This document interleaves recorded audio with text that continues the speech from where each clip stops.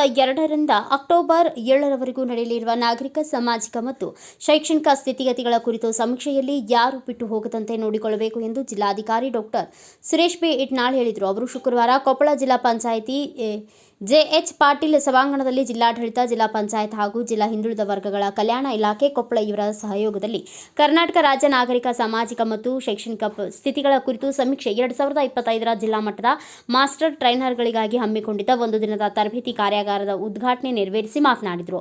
ತಾವು ಮಾಡುವ ಕೆಲಸ ಬಹಳ ಜವಾಬ್ದಾರಿಯಿಂದ ಇರುವುದರಿಂದ ಯಾವುದೇ ಮನೆಗಳು ಸಮೀಕ್ಷೆಯಲ್ಲಿ ಬಿಟ್ಟು ಹೋಗದಂತೆ ಎಚ್ಚರ ವಹಿಸಬೇಕು. ಸಮೀಕ್ಷೆಯಲ್ಲಿರುವ ಎಲ್ಲ ಪ್ರಶ್ನೆಗಳ ಬಗ್ಗೆ ಮೊದಲು ತಾವು ತಿಳಿದುಕೊಂಡು ಅರ್ಥ ಮಾಡಿಕೊಳ್ಳಬೇಕು. ಸಮಸ್ಯೆಗಳಿದ್ದರೆ ರಾಜ್ಯ ಮಟ್ಟದ ಮಾಸ್ಟರ್ ಟ್ರೈನರ್ಗಳಿಂದ ಕೇಳಿ ತಿಳಿದುಕೊಳ್ಳಬೇಕು. ಗಣತಿದಾರರು ಪ್ರತಿ ಮನೆಗಳ ಸಮೀಕ್ಷೆಗೆ ಹೋದಾಗ ತಮಗೆ ನೀಡಿದ ನೇಮಕಾತಿ ಆದೇಶ ಪ್ರತಿ ಮತ್ತು ಐಡಿ ಕಾರ್ಡ್ಗಳನ್ನು ಕಡ್ಡಾಯವಾಗಿ ಧರಿಸಿಕೊಂಡು ಹೋಗಬೇಕು. ಸಮಗ್ರ ಮಾಹಿತಿ ಇರುವುದರಿಂದ ಪ್ರಶ್ನೆಗಳನ್ನು ಕೇಳಿ ಮಾಹಿತಿ ಪಡೆಯಬೇಕು. ಮನೆಯಲ್ಲಿ ಯಾರೂ ಇಲ್ಲದಿದ್ದರೆ ಮತ್ತೊಮ್ಮೆ ಮನೆಗಳಿಗೆ ಭೇಟಿ ನೀಡಿ ಮಾಹಿತಿ ಪಡೆದುಕೊಳ್ಳಬೇಕು ಎಂದು ಹೇಳಿದರು.